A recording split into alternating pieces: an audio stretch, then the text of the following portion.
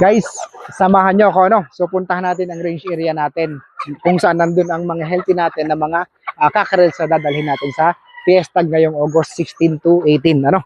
So, tingnan natin dito. So, andito sila, ano? As you can see, very wild itong area natin.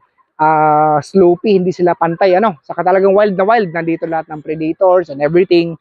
So, we have to really test them on their survival skills. So, tingnan natin, ano? So, ito, may mga bulik na tayo, may mga puti, and the usual mga Bruce Barnett sweaters natin. So, ito, pasok tayo dito sa batch na to. So, itong batch na to, ano? 3 months old ito. So, these are 3 months old na mga kakarels. So, saktong-sakto pag expo, pag ngayong August 16 to 18, these are 4 months old. 4 months old, ano? So, makikita nyo, ito, sumusunod sa atin. Healthy sila. Uniform ang laki. Uniform ang hitsura. And talagang hindi dumaan sa pagkakasakit, ano? So, I think last June or May, nagkaroon ng bagyo. Talagang bagsakan dito lahat ng mga dahon. And I was here to check kung talagang kaya ng manok natin ang ganitong harsh environment. So, okay naman. They proved to be super healthy, ano. So, ito. May pumpkin, may whites, may mga Bruce Barnett, may mga bilirubal hatches. Kasi ito ang request ng mga kasama natin, ano, mga kaibigan natin sa industriya.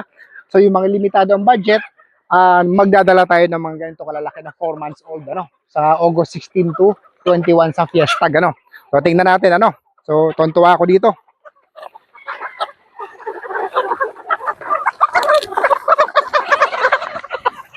Grabe, mapintog na mapintog ang katawan. Ayun. Mapintog na mapintog ang katawan, no? Brusko sa 3 months old. Parang hindi siya 3 months old, eh. Mapintog na mapintog, bumbu ang katawan. Talagang nakakatuwa, ano? Nakakatuwa. So, dito sa wilderness, marami silang natural food. Nagkakakalkal sila ng mga insekto, yung mga natural minerals, ano, ng lupa, at yung mga natural protein na huhuli nila dito. Ito yung ano natin, anak na to ng mga 1.1 million dom natin, ano. So some of these dadalhin natin sa expo ngayong Fiesta na August 16 to 18. Ayan. So maganda ang takbo ng record sa atin nitong mga dom na to, kaya pinaparami natin. So next year mas marami tayong production ng ganito. And by the way, nag-originate ang mga dom natin, ano, kay JM Fantastic through our friend, ano. So nakuha natin to. Kaya I'm really thankful, ano, sa mga dom na to. So they are really healthy, ano. Nakakatuwa yung mga dark legs natin, mga bilirubal, mga maclean.